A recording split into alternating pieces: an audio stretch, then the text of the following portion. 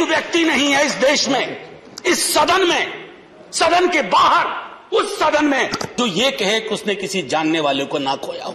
मैं दावे के साथ कहता हूं, मैं लाखों लोगों की ओर से बोल रहा हूं जो यहां बोलना चाहते हैं। अब मेरी बात सुनिए। आज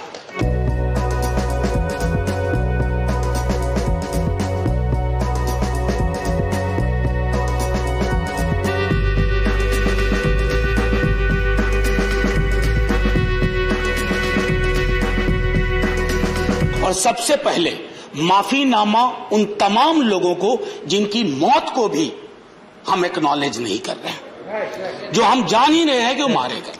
तो ये माफीनामा सर सिर्फ मेरा नहीं है। मैं इसलिए ये बात कह रहा हूं कि मई के महीने में मैंने 6 आर्टिकल लिखे। संसद चल नहीं रही थी, कहां अपनी शिकायत ले जाते, किससे कहते।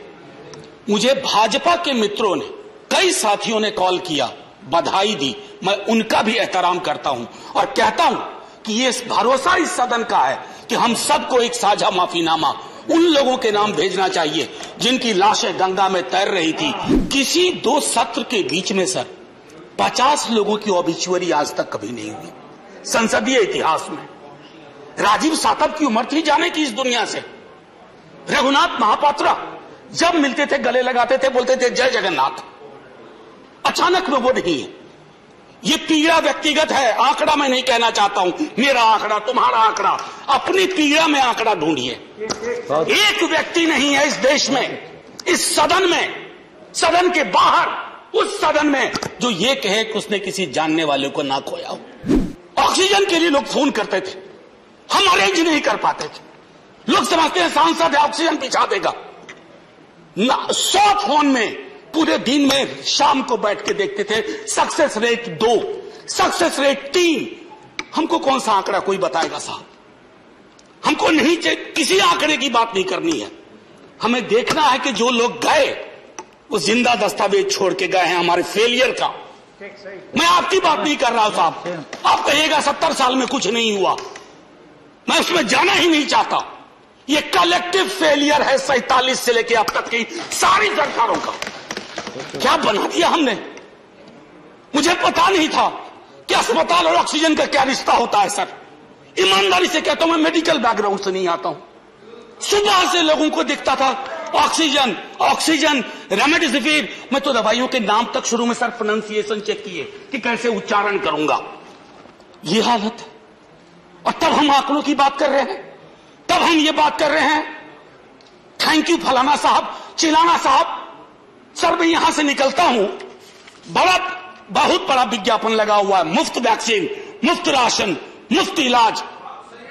सर एक मिनट, मैंने किसी नहीं, please I don't want my time. मैं किसी दल की ओर से आज नहीं बोल रहा हूं।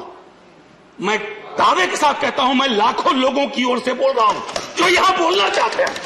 अब मेरी बात सुनिए। आज शिकायत नहीं कर रहा हूं आपसे। ये वेलफेयर स्टेट है ना। एक साबुन की टिकिया अगर कोई गरीब गांव में खरीद रहा है ना सर, तो अडानी अंबानी के बराबर का करदाता है। आप उसको कह रहे हो मुफ्त वैक्सीन, मुफ्त इलाज, मुफ्त राशन। नहीं साहब, कुछ मुफ्त नहीं है, उसका स्टेट है। इस वेलफेयर स्टेट का कमिटमेंट है, उसको आप डिनाइग्रेट मत करिए। वो 1.5 महीना कैसे बिताया है इस मुल्क ने।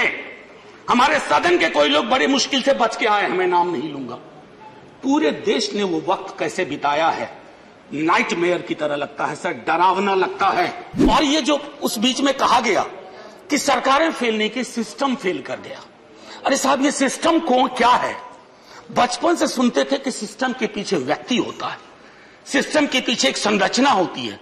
अगर वो सिस्टम फेल किया है, चाहे दिल्ली में या किसी गांव की गलियों में, तो वहां की सरकारें फेल गई। सिस्टम का नाम इसे मत दीजिए, क्योंकि यही वो सिस्टम बनाते हैं। आहत हूं, जगाना चाहता हूं स्वयं को भी, आपको भी, क्योंकि अगर गंगा में तैरती लाशें, सर जिंदगी में डिग्निटी चाहिए, मौत में उससे बड़ी डिग्निटी चाहिए।